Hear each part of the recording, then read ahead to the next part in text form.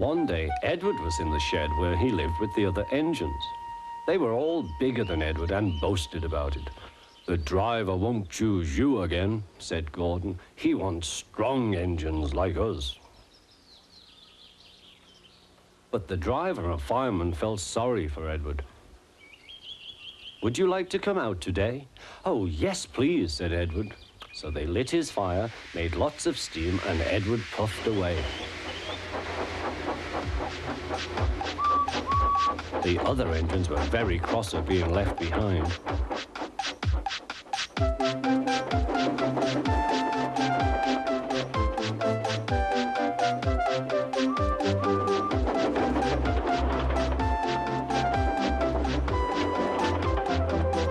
Edward worked hard all day. The coaches thought he was very kind, and the driver was very pleased.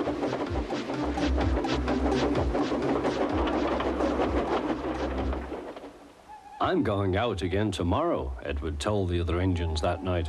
"What do you think of that?" But he didn't hear what they thought, for he was so tired and happy that he fell asleep at once.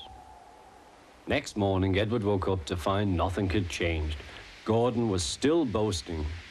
"You watch me, little Edward, as I rush through with the express. That will be a splendid sight for you. Goodbye, little Edward. Look out for me this afternoon."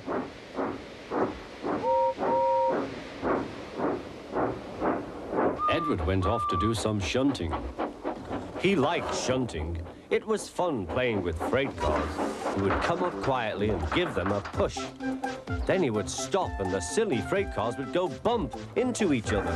"Oh," they cried, "whatever is happening?"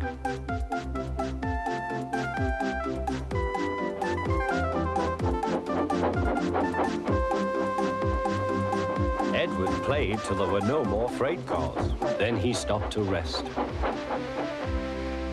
Presently, he heard a whistle. Gordon was very cross. Instead of nice shining coaches, he was pulling a very dirty freight train. "A freight train, a freight train, a freight train," he grumbled. "The shame of it, the shame of it, oh, the shame of it." Edward laughed and went to find some more freight cars. Then there was trouble. "Gordon can't get up the hill," the porter called to Edward's driver. "Will you take Edward and push him, please?" They found Gordon halfway up and very cross.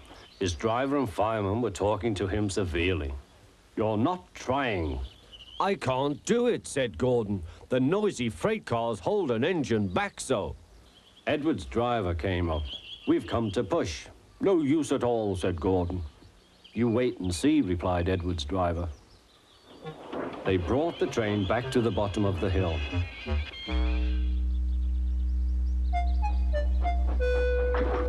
"I'm ready," said Edward. "No good," grumbled Gordon. They pulled and pushed as hard as they could.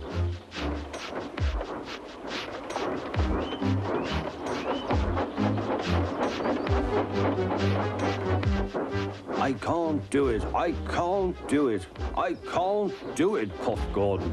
"I will do it, I will do it, I will do it," puffed Edward.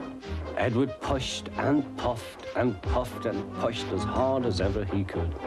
And almost before he realized it, Gordon found himself at the top of the hill. "I've done it, I've done it, I've done it," he said proudly. He forgot all about kind Edward and didn't say thank you. Edward was left out of breath and far behind, but he was happy because he had been so helpful. At the next station, he found that the driver and fireman were very pleased with him. The fireman gave him a nice long drink, and the driver said, "I'll get out my paint tomorrow and give you a beautiful coat of blue with red stripes. Then you'll be the smartest engine in the shed."